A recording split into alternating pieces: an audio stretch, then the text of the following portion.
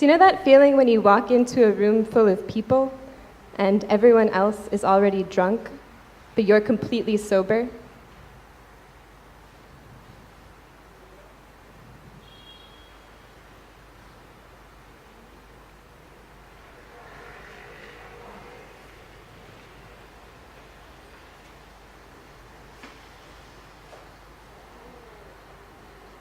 Have you ever had that happen? You arrive someplace new, and you assume that everyone else already knows each other, and then later you learn that they don't?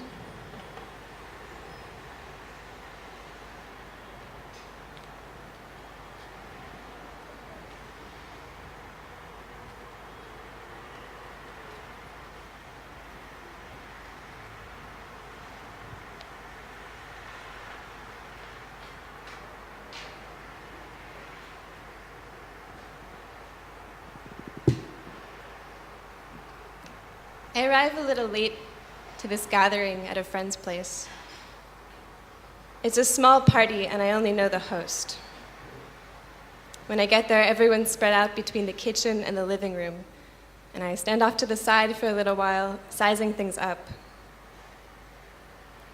Everyone else here is already drunk, but I'm completely sober. So I decide if I'm going to stay, I'd better find a drink. And I go over to the table where the drinks are, and there's this guy.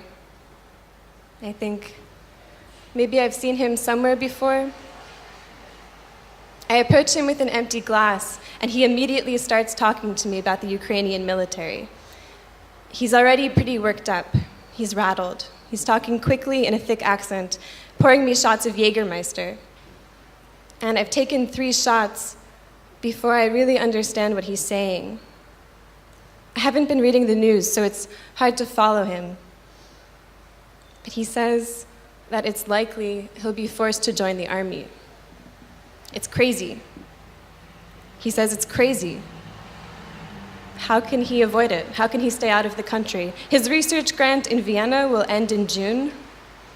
He'll have to go back. Then he tells me everything he remembers about the last time we met each other. He asks me how I'm liking my stay in Vienna. It's fine. He tells me about this artist friend of his in Kyiv who makes a drawing of the same tree every day. His friend has this tree in Kyiv that he goes and visits and makes a drawing of every single day. Will his friend also have to join the army? He doesn't hear my question. Let me tell you about this tree in Kyiv. Okay. What kind of tree is it? What kind of tree does your friend draw every day? It's an aspen. No, actually, it's not just a tree, it's a whole forest. Actually, it's not an aspen. It's not that kind of tree. Actually, it's a whole forest of white pine trees. Try to imagine it. Yeah, try. A whole forest of white pine trees in the middle of the city, and my friend sitting there with his pencil and notebook, drawing the same tree every day. Imagine being an artist surrounded by pine needles. You couldn't possibly draw them all. Better just to pick one tree and get to know it really well. This guy is going on and on about this tree in Kyiv. And finally, he says he's tired of talking about Ukrainian politics. It's depressing him. So I smile, and I relax a little. I ask him how his research is going. He says it's going well. But recently, he's gotten kind of distracted. He just learned about this woman. She was a spy in World War II, and he's become obsessed with trying to find out more about her life. There's nothing written about her. He has to say her name a couple times before I really understand what he's saying. First, I think it's a species of tree. Litzi. She's kind of a weird name. Litzi Gedye. Litzi Gedye, born Litzi Lepper. Or Alice Mehler, Vienna, 1910. Litzi, code name Lepperova. Litzi Gedye lived most of her life through the men in her life. There is next to nothing written about Litzi Gedye. She is referenced only in biographies of her husband, George Gedye, and of their son, Robin, both of whom were journalists. She's not referenced in any of Gedye's own writing. Even in her obituary, which I suspect was written by her son, the events of her life are recounted in terms of the exploits of her husband. George Gedye participated in black propaganda efforts against the Nazis. Litzi helped. George Gedye traveled the world. Litzi came too. Perhaps part of the reason she remains such a mystery is that she was a female Jewish spy from Vienna working for the Brits. After the war, she and George moved to England, where he was from. They moved to Bath, a quiet city. And there, she teaches her son Robin how to box. In the corner of their living room, she boxes her son, Robin. She's teaching him. There's a wonderful feeling of release in teaching herself to hit him and him to hit her. Release. With practice, they learn to release everything. With practice, they learn to punch each other with ease.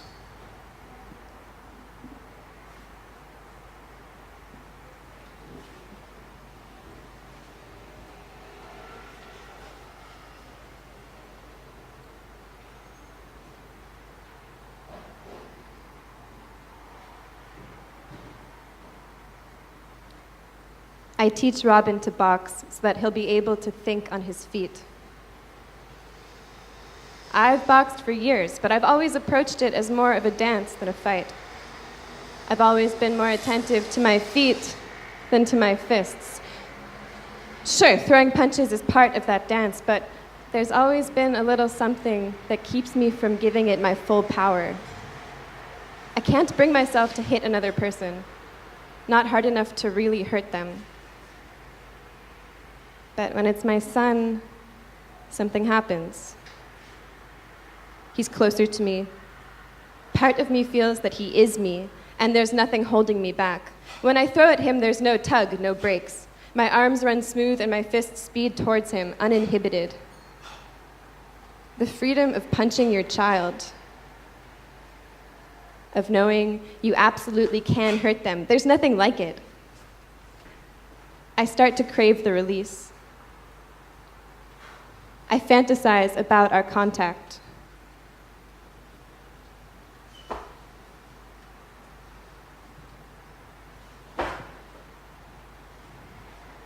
Bath. We were living in Bath. What else do you do in a place like Bath? You learn to hit your son. England in the late 1960s, a city I had never visited. George was retired, even from radio. He was completely retired. He was sitting around most of the time, reading. He was complaining.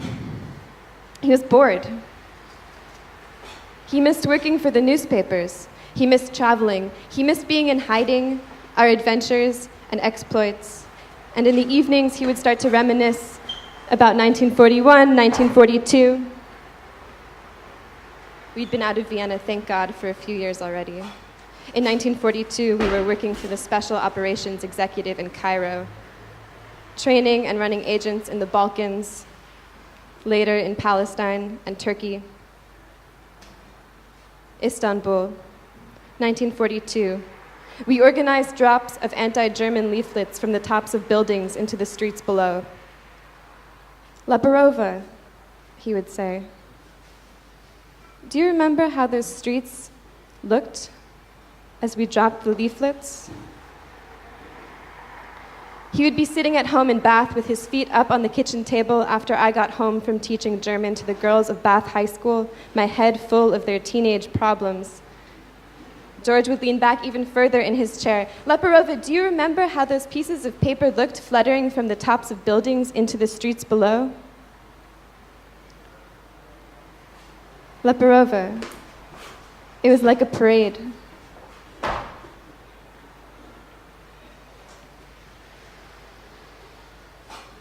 We intercepted fish bound for Germany, hundreds and hundreds of fish from the Sea of Marmara.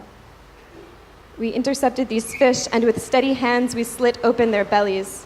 Inserting thumb-sized celluloid strips stamped with anti-Nazi slogans, we slipped these strips into their slit bellies. The idea was that German housewives would buy these fish from the market in Germany, and they would bring them home. And then as they prepared their families' meals, they would find these strips of celluloid. What did the German housewives do with these strips of celluloid? I have no idea. Probably nothing. Probably they never even looked at them. What would you do with a strip of celluloid you found in a fish? Throw it out? Maybe they just swallowed them without even noticing. They could have mistaken them for bones. Celluloid? It's what they used to make film out of, that plastic stuff.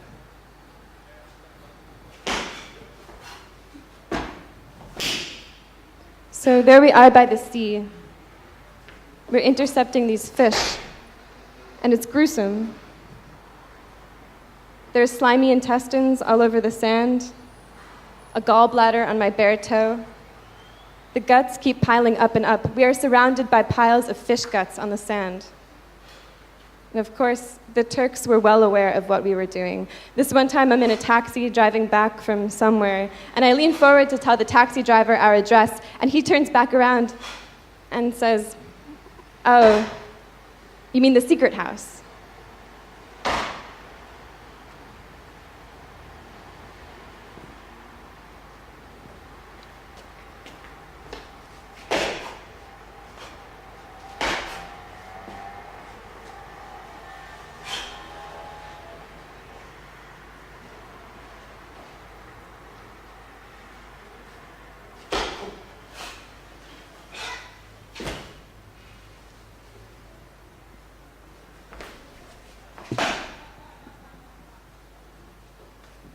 Part of us never left the secret house.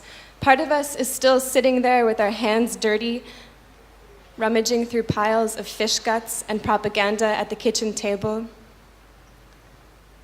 Years later in Bath, England, I'm a swollen, pregnant belly, and periodically I think of the fish guts, and I get sick remembering the smell. I taught German to the girls of Bath High School. I listened to their teenage problems. We sat long nights in the wet kitchen, composing our thoughts. We swam in circles, everything leaking slowly from our open bellies.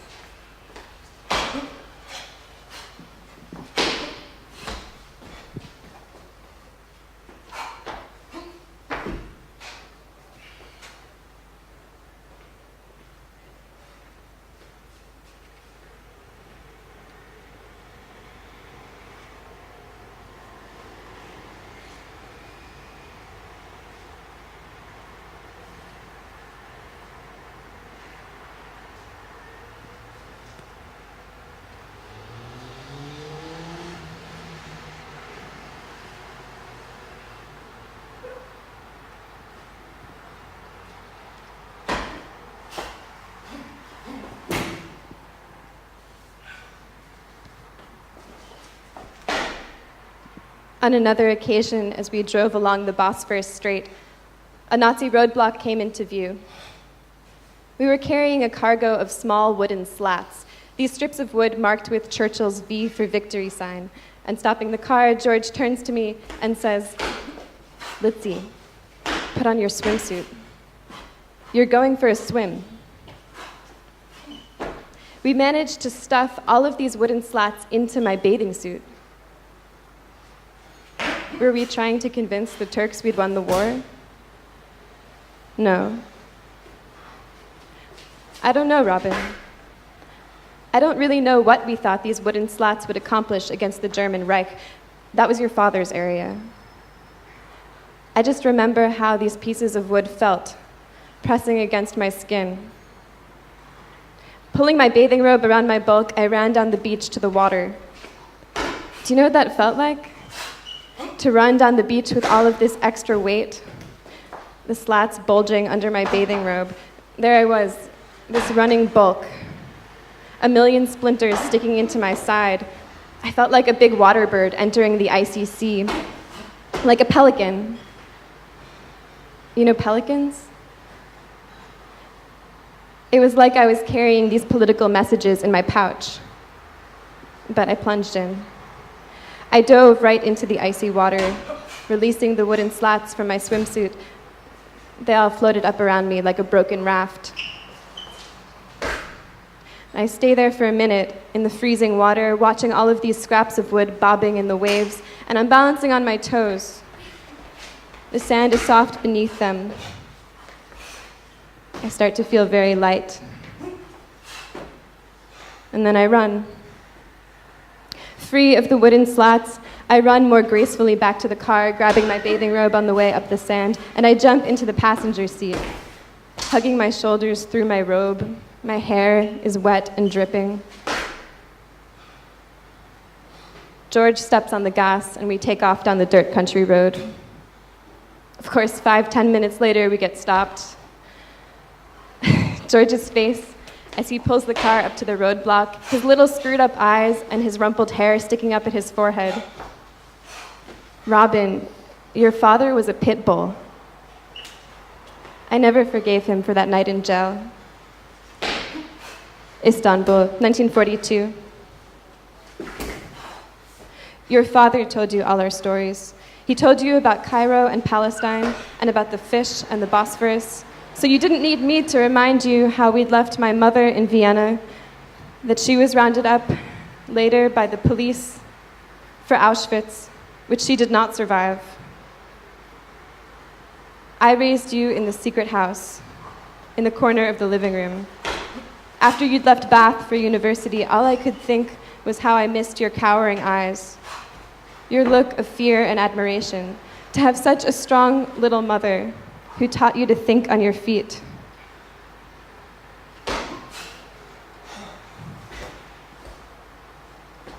I start to crave the release. I fantasize about our contact. In the corner of the living room, I collect all of the pieces of myself scattered across Europe and the Middle East, and I give them to you with my whole body. This contact defines us. That feeling of release beneath my hand wrappings when my fist connects with your cheekbone.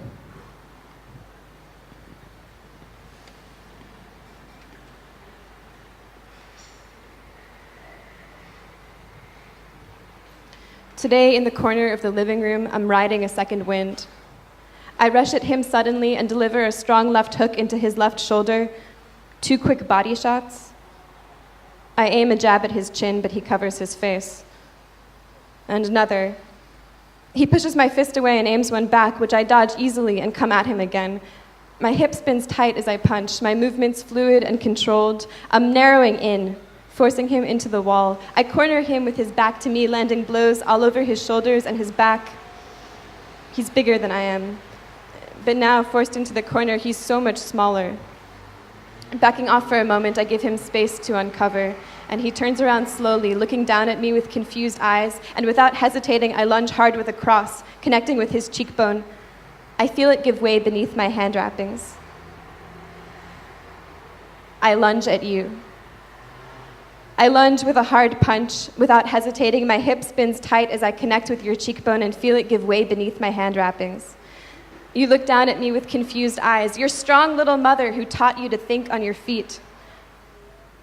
I brought you into this world, so I'm allowed to punch you. And I brought you into this world, so you're not allowed to punch me back.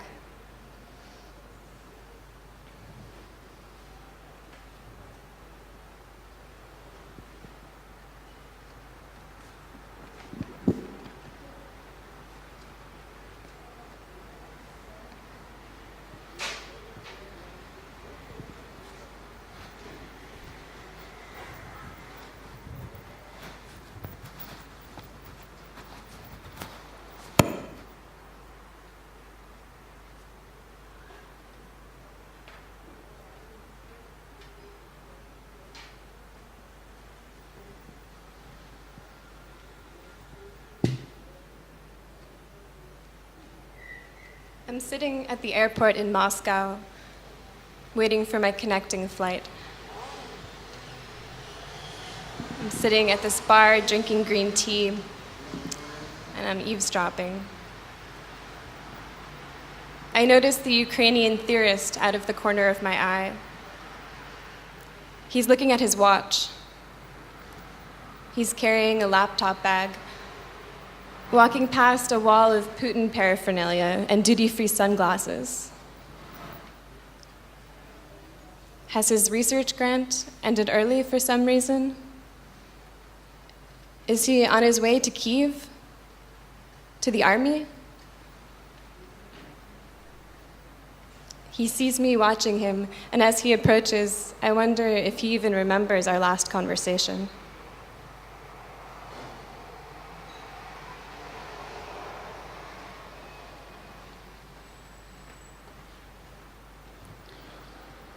Imagine sitting in the center of the city and being surrounded by white pine trees.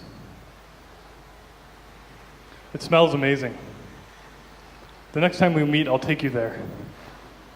There's this one tree I think you'll really like. It would really be a shame for you to miss it while you're in this part of the world.